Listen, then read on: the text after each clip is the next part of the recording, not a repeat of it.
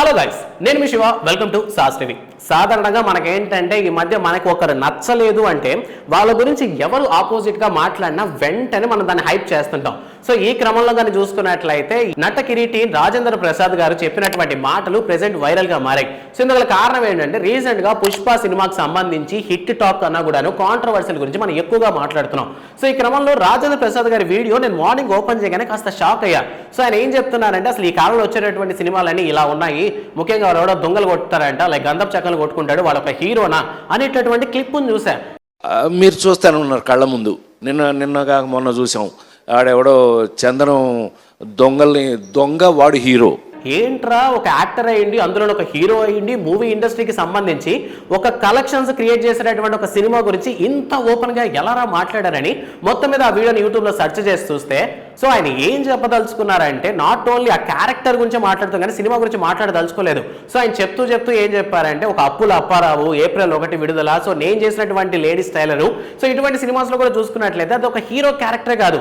Hero అనేటటువంటి వాడు ఎలా ఉండాలంటే సొసైటీకి మంచి చేసే విధంగా ఉండాలి, కానీ ఇటువంటి క్యారెక్టర్స్తో వచ్చే వాళ్ళు హీరో కాదన్న ఉద్దేశంతో మొత్తం మీద ఇప్పుడు సినీ ఇండస్ట్రీలో జరుగుతున్నటువంటి ఈ కలియుగంలో జరుగుతున్నటువంటి సినిమాల పరంగా చూసుకున్నట్లయితే సో ఈ విధంగా ఎవరైతే తప్పుడు మనుషులు ఉన్నారో వాళ్ళని హీరోగా ప్రొజెక్ట్ చేస్తున్నారు. సో ఇది కరెక్ట్ కాదని చెప్పడం ఆయన ఉద్దేశం.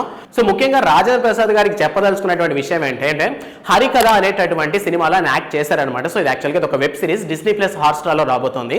సో ఈ వెబ్ సిరీస్ యొక్క ఈవెంట్ ఏదైతే ఉందో సో ఆ ఈవెంట్లో రాజేంద్ర ప్రసాద్ గారు మాట్లాడుతూ కాస్త అంటే ఇప్పటి వరకు వచ్చినటువంటి సినిమాలన్నీ ఒకెత్తు, బట్ ఇది వెబ్ సిరీస్ గా వస్తుంది, కానీ ఇది మేబీ థియేటర్లో రిలీజ్ అయితే ఇంకా సూపర్ గా ఉంటుంది. బట్ మొత్తం మీద సినిమా అనేది థియేటర్లోంచి హోమ్కి వచ్చేసి అంటే ఇంటికి వచ్చేసిన సినిమా. సో ఈ సినిమాను చూస్తే ఎవరైనా సరే సినిమా అంటే ఇది అన్నటువంటి ఫీలింగ్ వస్తుంది.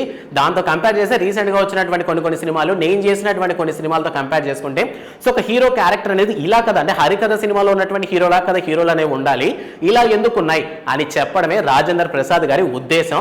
బట్ దాన్ని మన వాళ్ళు ఏంటంటే చాలా తెలివిగా ఎడిట్ చేసి ఈ విధంగా పెట్టారు. సో ఇది ఎవరు చేశారు ఎందుకు చేశారో తెలియదు, కానీ ఓవరాల్ గా చూసుకున్నట్లయితే ఫుల్ వీడియో కూడాను కేవలం హండ్రెడ్స్ ఆఫ్ వ్యూస్ వస్తే ఈ కాంట్రవర్షియల్ మాటలకు మాత్రం లక్షల్లో పోయింది అనమాట వ్యూస్.